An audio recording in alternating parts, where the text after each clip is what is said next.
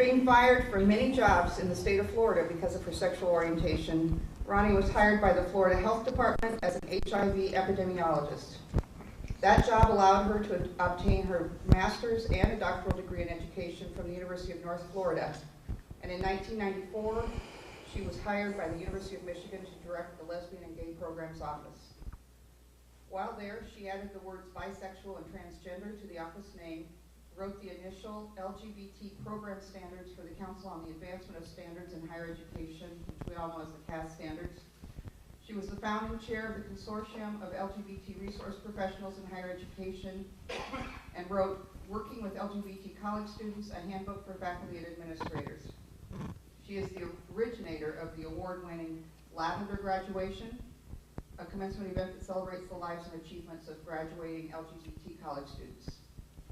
In 1997, UCLA recruited Dr. Sanlo to grow their LGBT center. After writing several more books and over 100 articles, Dr. Sanlo created the UCLA Masters of Education in Student Affairs in the Higher Education and Organizational Change Division of the UCLA Graduate School of Education and became full professor and director of that program. Got lost. There it is. Ronni was also the Senior Associate Dean of Students and a live-in faculty and residence at UCLA. She retired from UCLA in 2010 and taught in the Educational Leadership Program at Cal State Fullerton for the next 2 years. Currently, she directs the operation of her publishing companies, Purple Books Publishing and Purple Distinctions, and she continues to write.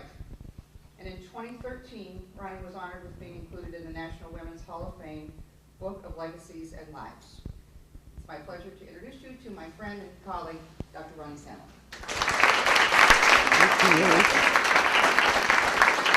Thank you. Thank you so much. It's a pleasure to be here. And I understand it's your 100th anniversary, so happy birthday.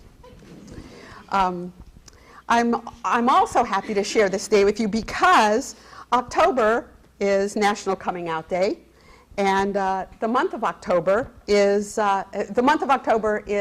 LGBT History Month. So this is a great time to participate on college campuses around the country.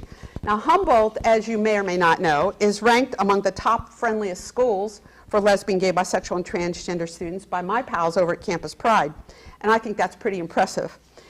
And Eric Rofes was a dear friend of mine. Now, you probably know him looking like this. I remember Eric like that. We worked together in the early days of lesbian gay activism, in the early 80s actually, and then throughout the years when way too many of our friends were dying of AIDS. Now, I always dedicate my talks to those who've touched my heart, and today I dedicate this talk to these young people who can never be on our campus.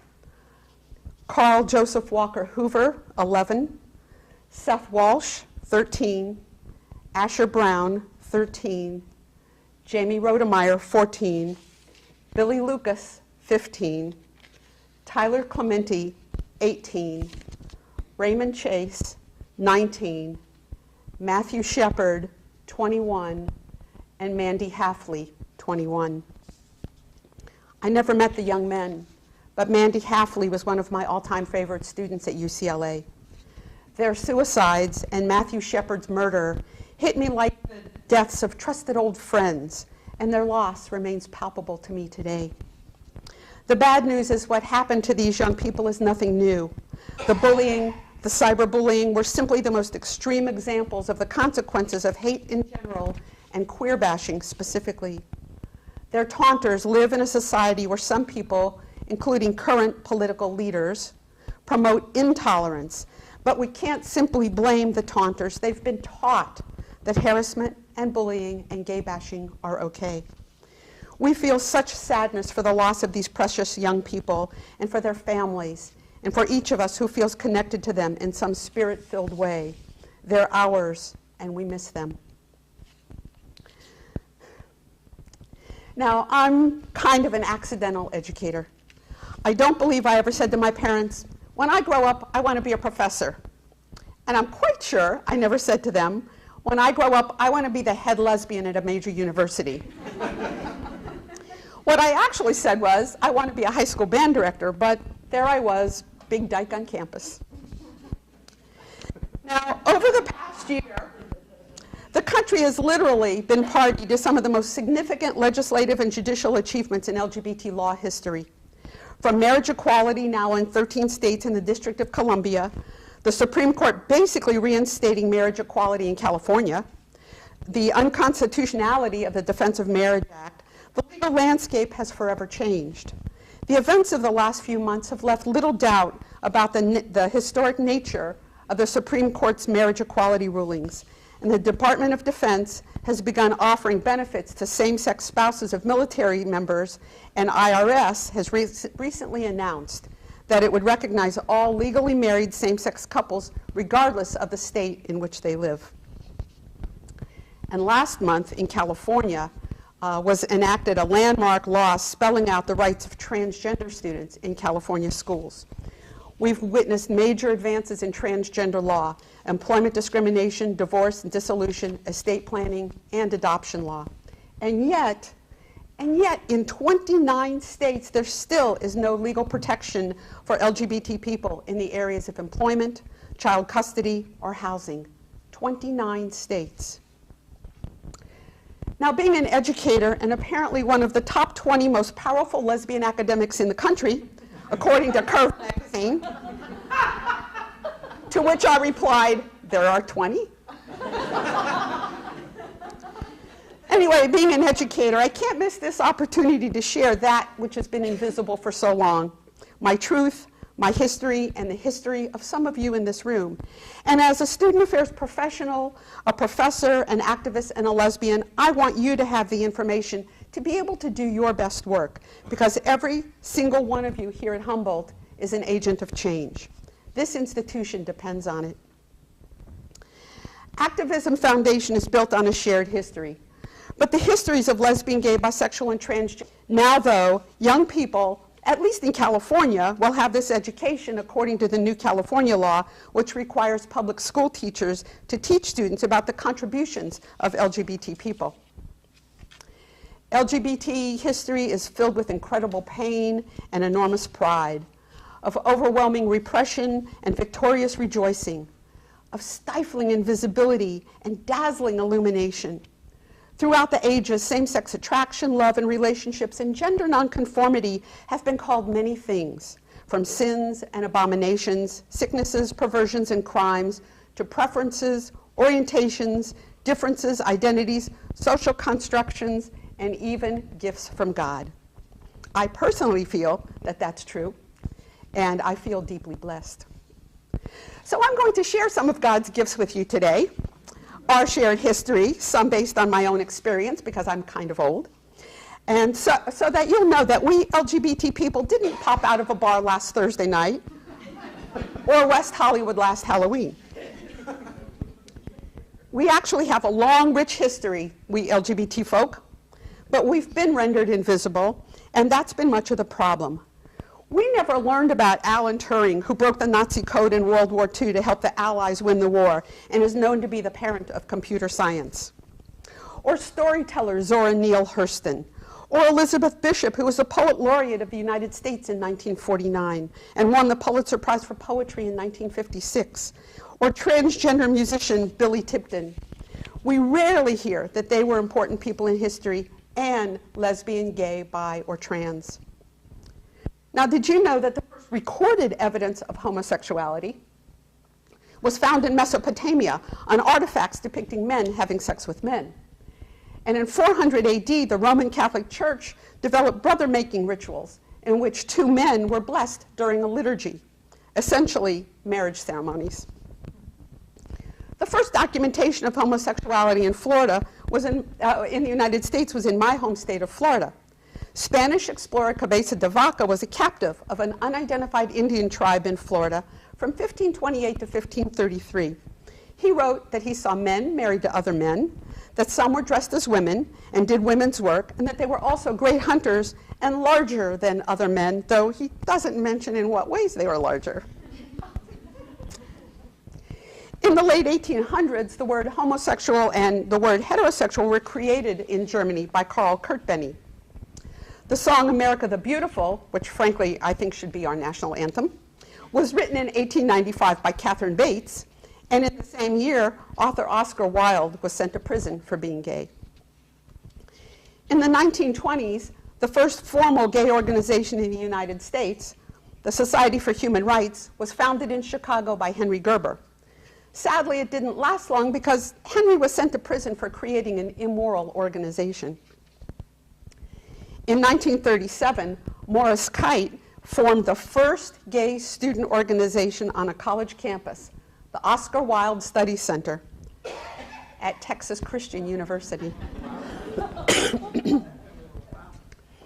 In 1950, the Mattachine Society, the first major ongoing gay organization in the United States, was founded in Los Angeles by Harry Hay, just as a U.S. Senate report concluded that homosexuality was contrary to the moral fiber of the nation, leading to mass firing of government employees suspected of being gay.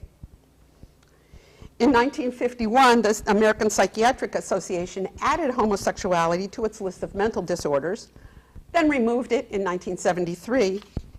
However, in 1992, while not adding homophobia as a mental disorder, it recognized homophobia as a cause of tremendous stress for homophobic persons.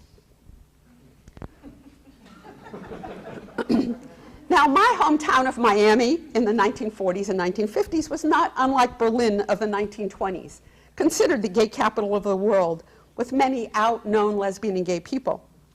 Because people were out and open and visible, the backlash began thanks to the government-supported McCarthy hearings. For the first time in higher ed history, the Florida Legislative Investigation Committee began probing into homosexual activities at the university level, specifically at the University of Florida, Florida State University, and the University of South Florida. In fact, university registrars were forced to open their records as investigators searched for homosexuals, similar to what we're seeing today with undocumented students in some universities and in some repressive states. Now, while I share this information about Florida, these feelings, the fear, the bullying, the discrimination, are unrelenting in the 29 states that still have no provisions to prohibit discrimination based on sexual orientation or gender identity. And in the 21 states that do have such protections, there are still people who remain afraid, even now in 2013. Now, 55 years ago, when I was 11, I knew I was different. I fell head over heels for Annette Funicello,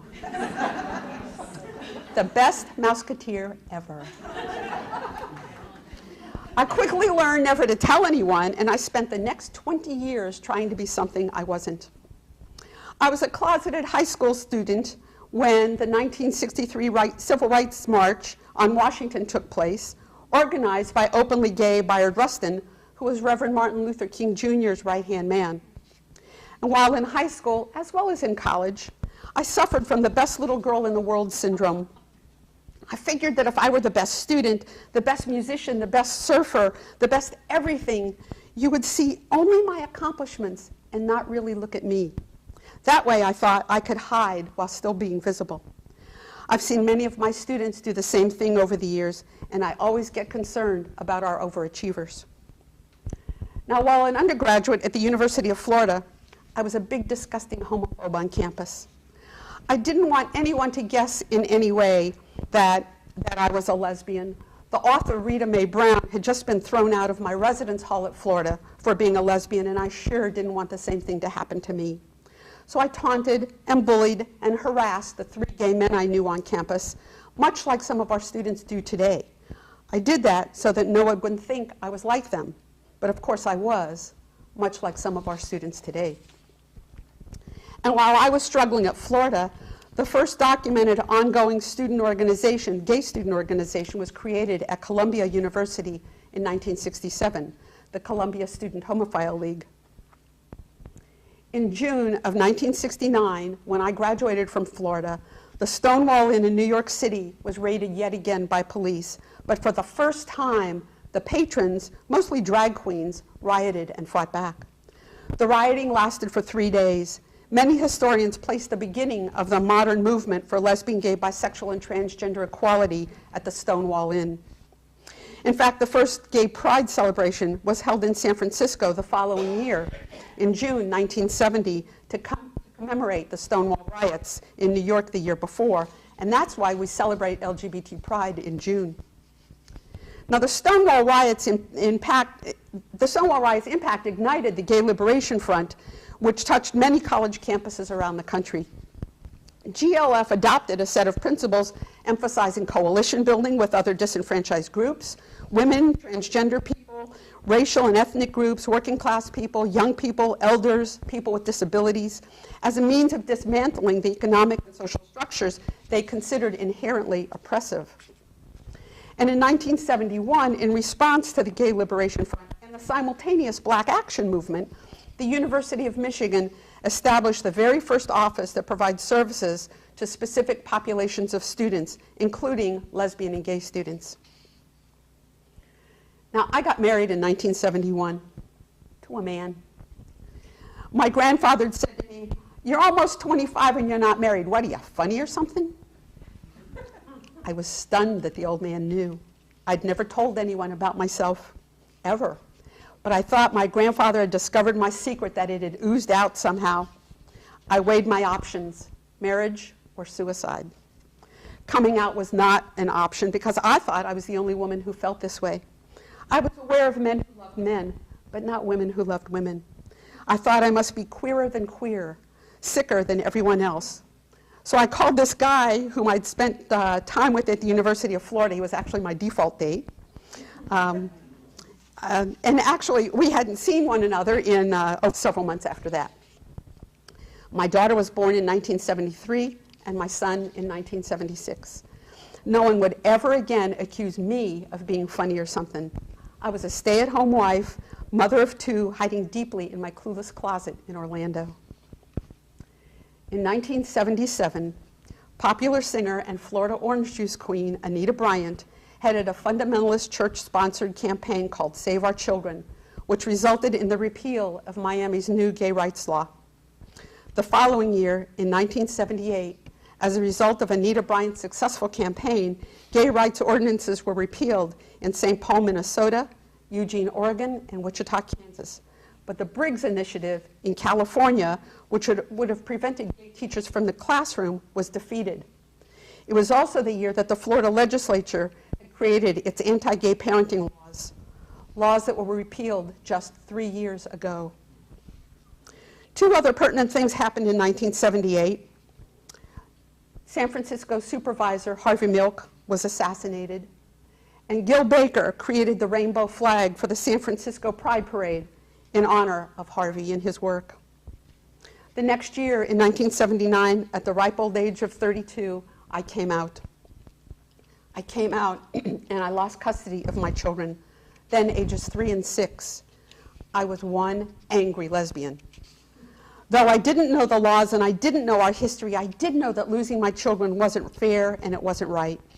And within 18 months of my coming out, I became the executive director and lobbyist of the Florida Lesbian and Gay Civil Rights Task Force.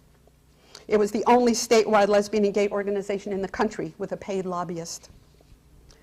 Now, coming out isn't a one-time event, it's lifelong. And although I've been fully out since the day I lost my children, I still sometimes weigh what I want to tell people. For example, I was on a plane one night taking a red eye when this guy, Bubba, was sitting next to me, decided to chat. At 32,000 feet and 3 a.m., he asked me what I did for a living.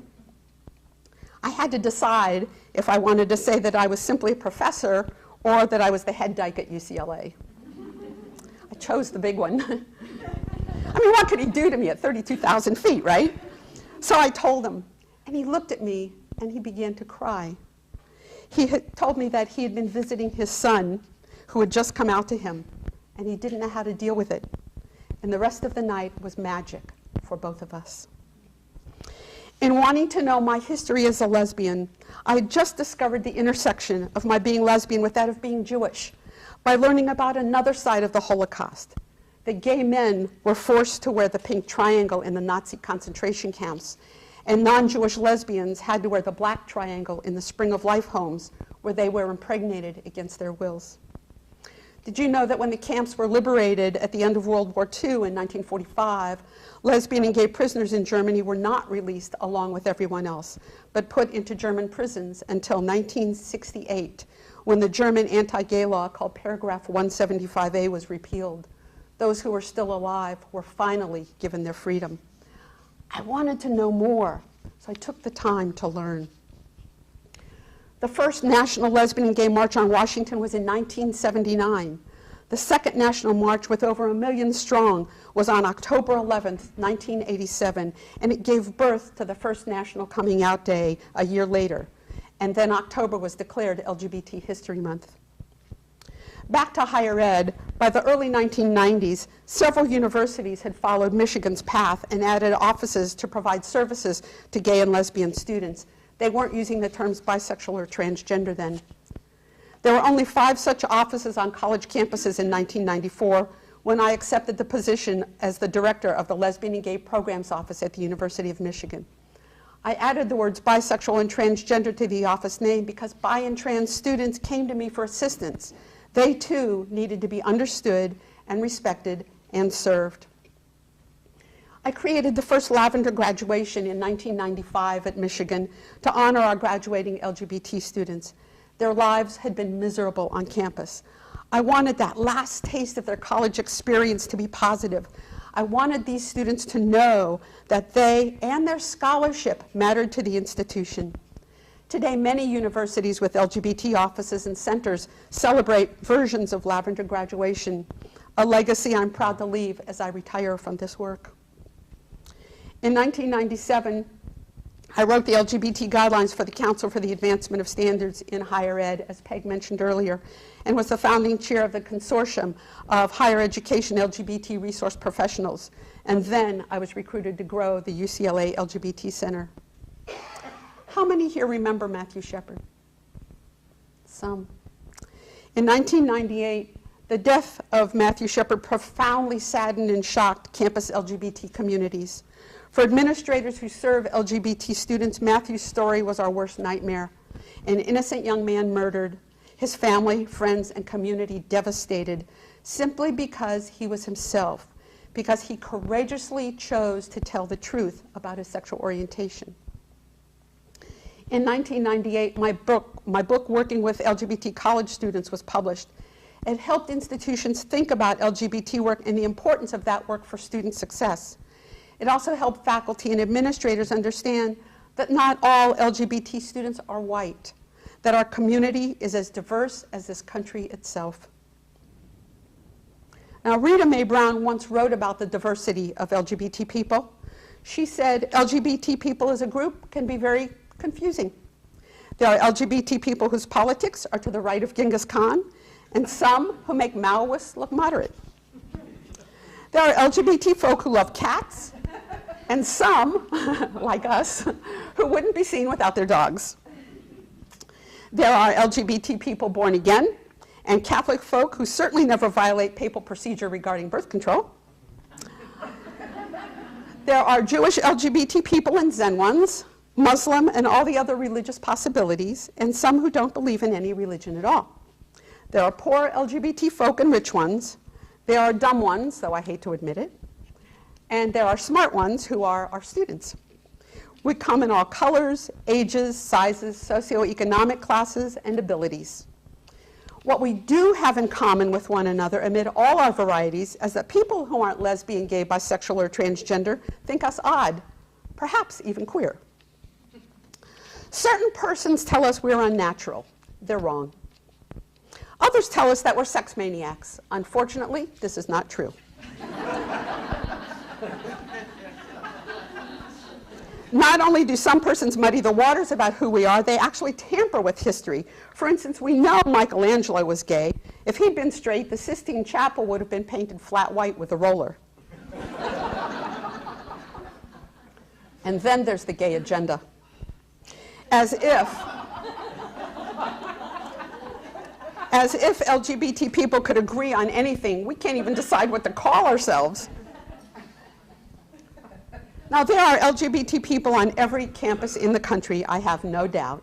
LGBT people are coming out at younger ages and coming to college campuses with the same expectation of excellent services available to every student. All of this, and yet we still struggle on many college campuses. People don't know us, never learned about us, despite our long, rich history. Many think we're simply a frivolous, perhaps even dangerous product of the media. So what must happen for change to occur? Well, first we need to understand why we're ignored. Silence doesn't protect anybody. Audre Lorde told us that years ago. Silence doesn't protect any of us, regardless of our various identities. The time for silence is long gone. That's why I hate that National Day of Silence thing. We've been silent and silenced long enough, and we've lost too many precious people. It's time now for a National Day of Hollering. And I understand that you do that here at Humboldt, and I'm impressed and I'm proud of you. Now, my career path has moved in a variety of directions in spite of myself. I was fired from job after job in my home state of Florida because of my sexual orientation. It was actually more fun to be an activist than it was to go to work. Eventually, I was hired by the state of Florida to work with people with AIDS. The pay was low, but the benefits included continued education. I was able to earn a master's and then a doctorate from the University of North Florida, free of charge. Ironic, isn't it, that the state that took my children away provided my graduate education to me at no cost. Thank you, Florida. Just two quick stories. Back when I was doing AIDS work in Jacksonville, I was also doing public speaking about sexual orientation, a rather scary proposition in the Deep South. My phone number was listed with information, so I often received phone calls from pretty crazy redneck people. To my delight, the phone company added that *69 feature where you can call people back. So one time some guy called me and he hollered Dyke into the phone. So I called him back. I said, "It's Dr. Dyke to you, you ignorant jerk."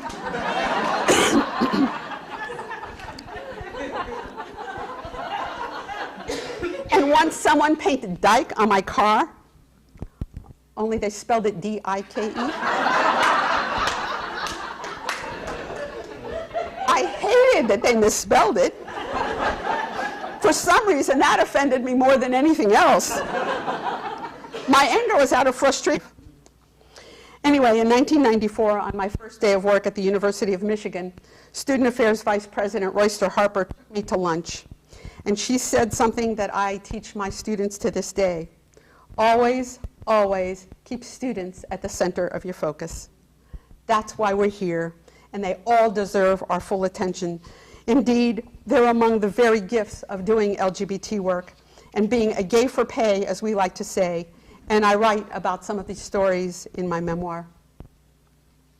Now, when I came out as a lesbian in 1979 and lost custody of my kids, I had no contact with them for very many years, but I had the privilege of working with other people's children. As a mother, as a woman, as a grandmother, as an educator who keeps students at the center of her focus, I can't imagine having worked in any other field. It took me 47 years to find this profession, but I have no doubt that this profession found me. And my kids, well, they found me too. And my son is gay. He's 37. He's single. He lives in Los Angeles, has a good job.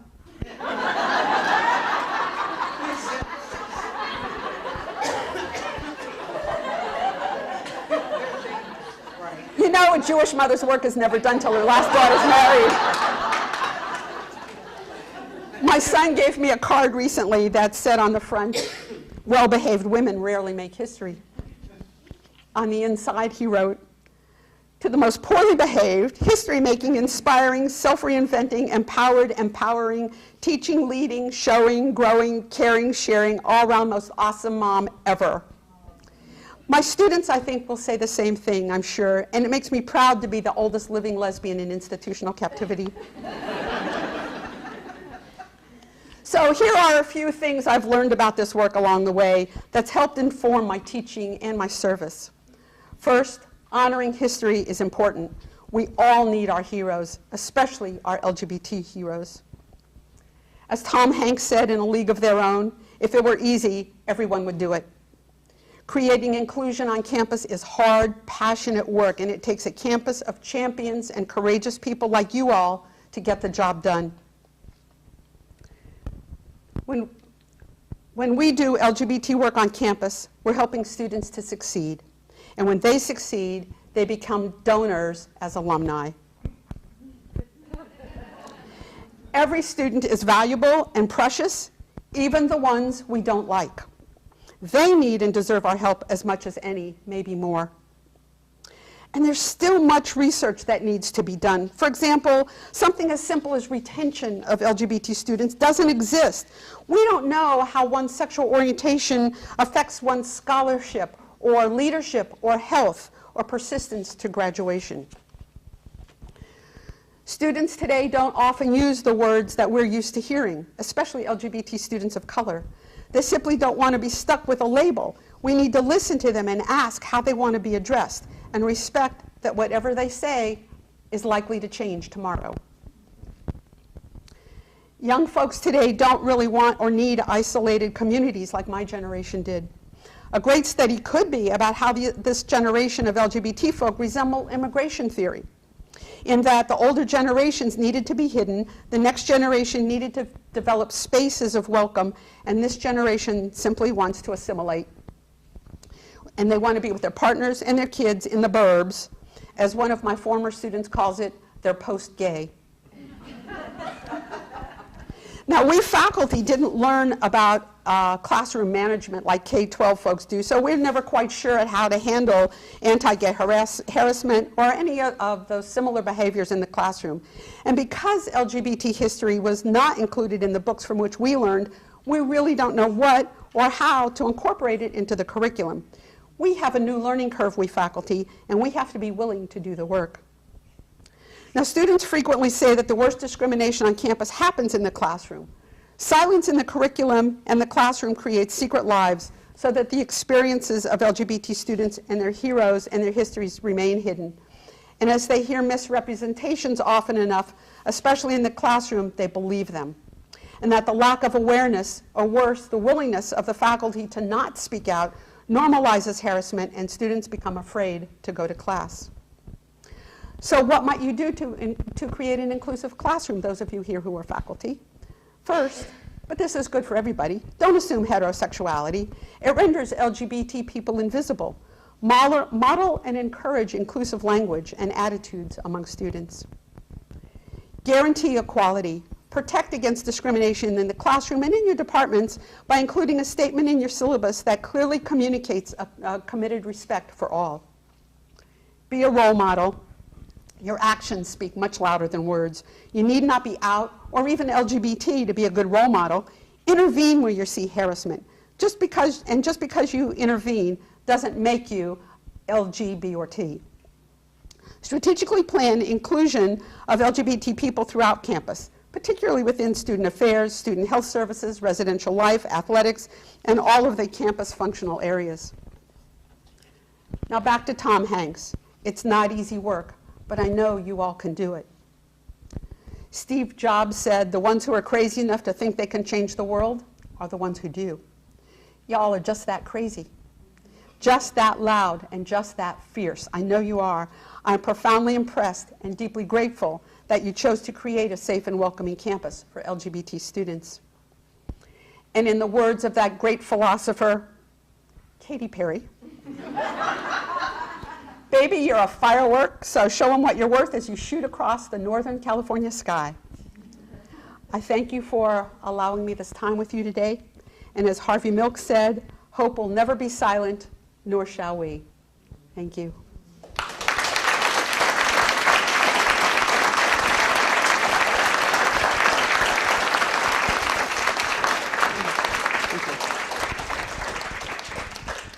Questions, comments? Chat. What's up? Please. Look first. That's okay. My question for you has to do with, as faculty and staff who work with students, and when we have our own identities that we've adopted, that we've embraced, negotiating that, my identity and what might be a priority for me is addressing concerns dealing with African American students as an African American person.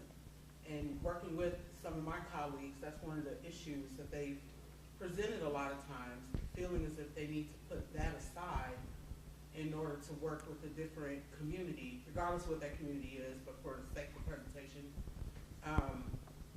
How do you negotiate that, and where do you go with that? And it seems like I'm confronted with that no matter where I work. It's difficult for people to understand that they can do both, but feeling as if they have to choose one or the other Right. to fly a flag for it. Well, I think that's what's happened to LGBT people for so many years is we had to leave that identity at the door to be able to be present in school, at work, at home, in family, in our religious institutions. We had to leave that part of us at the door. I don't believe that any of us should leave any of ourselves at the door. I think when we come into the presence of other people, and particularly those of us who are working with students, I think it's our imperative to bring all of ourselves into the space. I think we have to honor our visible identities as well as our invisible identities, and I think it's our invisible identities, and you can think about, those of you who weren't in my workshop this morning, you can think about what that might be for you. And as I shared earlier, I'll just do this very quickly, my visible identities are that when you look at me, when you see me walking down the street, if you gave me a second thought, you would see my skin, and you would probably think I'm white, and I am, but there are a lot of people with my same skin color who don't identify as white. You might think I'm female, and I am, but I could have been born male in transition, but I think you would see a female, and I think you would see a middle-aged person, but that's just because 60 is the new 40. So I'll allow myself that, even though I haven't seen 60 in quite a few years. But I think that's what you would probably see. What you don't see, probably, is that I'm Jewish, I'm a lesbian, I'm a grandma, and I have the privilege of education. And those four identities that you can't see, that you can't know about unless I tell you, unless I'm wearing some really butch clothes on any given day. Unless I tell you about any of those identities, you won't know them, and yet they're the ones that inform who I am. If I leave any one of those identities at the door, I'm not bringing my full self into a space, and therefore I'm not bringing my authentic self into a space. And how do we model being real people for our students if we're not willing to be authentic? And it's risky at times, it's scary at times, but I think we have an imperative, particularly as student affairs professionals, as faculty, as staff, I think we have that imperative to bring our full authentic selves into a space. And whatever that means for us, that's how we have to begin to figure out. So it might be that there's a particular identity that I don't like, but that doesn't mean that that student who has that particular identity isn't welcomed on this campus. That student is welcome here, has the right to be here, and it's my responsibility to make sure that I've created a welcoming environment. Doesn't mean I have to like the kid for any reason, but it's my responsibility to help create that welcoming environment. I don't know if that responds much, but I think, bring your whole self into a space. Otherwise, you're not loving yourself, I think. Yeah, thank you. Others? Please. You mentioned that the K-12 curriculum now, that is it part of the law now that they're required to teach, is it in a history subject? K-12 law in California requires that social studies, social sciences classes teach the LGBT experience. So not teach LGBT sex. We're not going to teach people how to do strange behaviors in the street and scare the horses. We're going to teach about heroes. We're going to teach about history. We're going to teach about events as part of history. Yeah, that is required. The problem is, and the challenge is that people are having trouble putting together the books and the information necessary to be able to get that information to folks. I mean, how do you teach it if you don't know it? And that's really where we are right now. I've been working with Los Angeles Unified School District to help them do exactly that, and I'm actually doing an institute for Orange County School District in December to do exactly that. But yeah, it's a challenge. Thank you. Others? Sir? Are social media being helpful in getting people to understand the differences between individuals and to promote acceptance of LGBT? great question. I think social media really, I don't think it does a good balancing act. I think one day there's like stuff that does exactly that, that helps people understand and promotes, you know, and tries to do away with racism and homophobia and sexism and all the other isms. And then the next day, all of us can just be bashed. And I think especially right now in this political climate, everybody's getting bashed. It's just, I think it's a very challenging, very difficult political climate, and all of that is, we're hearing through social media. So in some of the studies recently that have come out, students say that about 75% of what they hear on social media is positive. But then again, they say in other areas there's some negative stuff going on. So it probably depends on who you are, what media you're subscribed to, and where you are. You know, like I said, 29 states don't have protections. So, you know, if you're in Montana or Kansas or Florida or Mississippi or, you know, any of those 29 states, probably regardless of the positive things you see in front of you on social media, are probably just going to counterbalance the negative things you're hearing in your communities, in your schools, you know, in all of the areas in which there really is no help at all. It's frightening. And, you know, and our students in California, I've had to deal with this with a number of my students who graduated. They graduate from here. They grew up in California. They graduate from here, and they go to, you know, South Dakota to work, and they're scared to death. And they're out of there. They leave. I have a student who, he got a great job in Pennsylvania. Got a great job in Pennsylvania. Couldn't handle it. He left after a year. And he wasn't gay. He was Latino. Others.